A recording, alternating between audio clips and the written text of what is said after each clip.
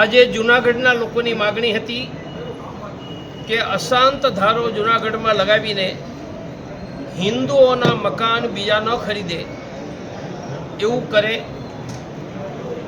સૌથી પહેલાં અમદાવાદમાં અશાંત ધારો લાવવાનું કામ મેં જ કર્યું હતું, કાયદો બનાવડાવીને. ત્યાર પછી વડોદરા સહિત અનેક શહેરોમાં અશાંત ધારો છે, તો જૂનાગઢમાં કાયદો લાવવામાં કોઈ તકલીફ નહીં હોવી જોઈએ. હું પ્રશાસનને કહું છું કે અશાંત ધારો લાવો, હિન્દુઓના ઘરોની રક્ષા કરો. કારણ કે મારા બેટા પહેલાં ડબલ પૈસે કોઈ ઘર ખરીદે અને એક ઘર ખરીદ્યું એટલે અડધી કિંમતે હિન્દુઓએ ભાગી જવાનું. આ તો હવે નહીં થવા દઈએ. કોઈ હિન્દુ ઘર ખાલી કરીને ભાગશે નહીં, અડધી કિંમતે ઘર વેચશે નહીં. અશાંત ધારા તરત લાવો, એનો અમલ કરો. અને એકલું જૂનાગઢ નહીં, ગુજરાતના કોઈ પણ શહેરમાં અશાંત ધારાની જરૂર હશે, આંતરરાષ્ટ્રીય હિન્દુ પરિષદ, રાષ્ટ્રીય બજરંગ દળ એક પગે ઊભા રહીને એનું પાલન કરાવી હિન્દુઓના ઘરબાર, સંપત્તિ અને બહેન બેટીઓની પૂરી તાકાતથી રક્ષા કરશે. ખાસ કરીને સાહેબ જોવા જાય તો અશાંત ધારો લાગુ જ ન કરે એવી કોઈ યોજના જ કરવામાં આવે કે આની જરૂરિયાત જ ન ઊભી. અશાંત ધારો લાગુ ન થાય એની એક યોજના છે, વસ્તી વધારા નિયંત્રણનો કાયદો કરો. એટલે ત્રીજું અબ્બુજાન, ચચ્ચુવાન, કચ્ચુજાન, ભગ્ગુજાન, વસ્તી વધતી જ અટકી જાય તો ખરીદવા ક્યાંથી આવશે? એટલે આ કરાવી જ દેવાનો છું કે અશાંત ધારાની જરૂર, સંખ્યા એની વધારે આપણે ઘટાડવા થાય ને, વધવા જ નહીં દેવાની. ખાસ કરીને સાહેબ હમણાં એક વાત આવી કે એક સમાજની મિટિંગ થઈ હતી કે એમાં વધુ બાળકો પેદા કરો, હિન્દુ સમાજમાં એક આહવાન. એ નિર્ણયને હું ટેકો આપું છું. એટલે મારું સૂત્ર છે, 3 બચ્ચે હિન્દુ સચ્ચે. જે 3 બાળકો પેદા કરે હિન્દુ વીર, અને આગળ જતાં એમાં કોઈ ગરીબ ત્રીજું બાળક પેદા કરશે તો એને ભણવાની બાળકની ફીના પૈસાની વ્યવસ્થા હું કરવાનો. ગરીબોનો ડર હોય છે, ફીના પૈસા ક્યાંથી લાવવા?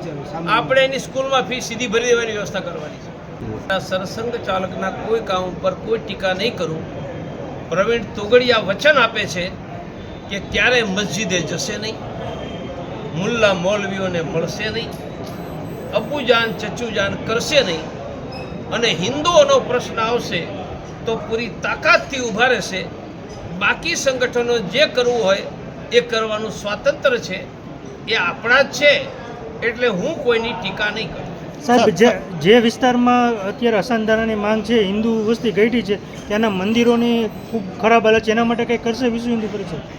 એના માટે ત્યાં હનુમાન ચાલીસા કેન્દ્ર શરૂ કરી આંતરરાષ્ટ્રીય હિન્દુ પરિષદ એ મંદિરોની ચિંતા થાય એવી વ્યવસ્થા કરશે. સર મગફળી, शिक्षण कि राम मंदिर नहीं बना था तो मेरा बहुत बड़ा समय मंदिर बनाने के कार्यक्रम आंदोलन के पीछे जा रहा था. मंदिर बन गया, आनंद की बात है.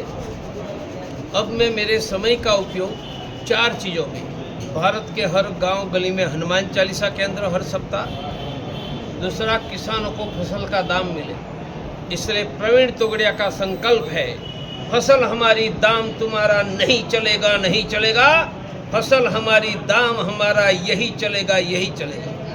और मैं प्रथम चरण में 1 लाख गांव के किसानों को खड़ा कर देने वाला हूं. इसलिए मेरी संस्था का नाम राष्ट्रीय किसान परिषद. दूसरा विषय सस्ती शिक्षा, गुणवत्ता युक्त शिक्षा, शिक्षा के साथ रोजगार, भणता भणता कमावा એટલે મા બાપે ફી નહીં આપવી પડે, और शिक्षा के बाद रोजगार, ये मेरा दूसरा मुद्दा रहेगा. तीसरा मुद्दा रोजगार मिले सबको. इनमें अलग अलग टेक्निक है. उदाहरण के नाते हम प्याज, गुजराती में डूंगली 20-25 रुपये किलो बेचेंगे, पर उनको डिफ्रोज करके विदेश में भेजेंगे तो 1 किलो डूंगली का 60 रुपया मिलेगा, या प्रोसेस का 15 रुपया मिलेगा, तो डबल दाम मिलेगा. हम मूंगफली बेचेंगे तो 1200 रुपये मन. मूंगफली का पीनट बटर बनाकर भेजेंगे तो यही मूंगफली का 3000 रुपया मिलेगा. मैं ऐसी 1000 योजना बनाकर रोजगार में, गांव-गांव में ट्रेनिंग, व्यवसाय करने का पैसे मैं दूंगा, मदद करूंगा. आप कहेंगे पैसे कहाँ से लाऊंगे, मेरे पास तो है नहीं। राम मंदिर के लिए किसने पैसे दिया था? हिंदुओं ने दिया था ना। अभी कुंभ में मैंने 1.25 करोड़ लोगों को खिलाया, किसने पैसे दिया? हिंदुओं ने। तो हिंदू मुझे पैसे देगा, मैं रोजगार की व्यवस्था धूम धूम करके लेकर निकलने वाला।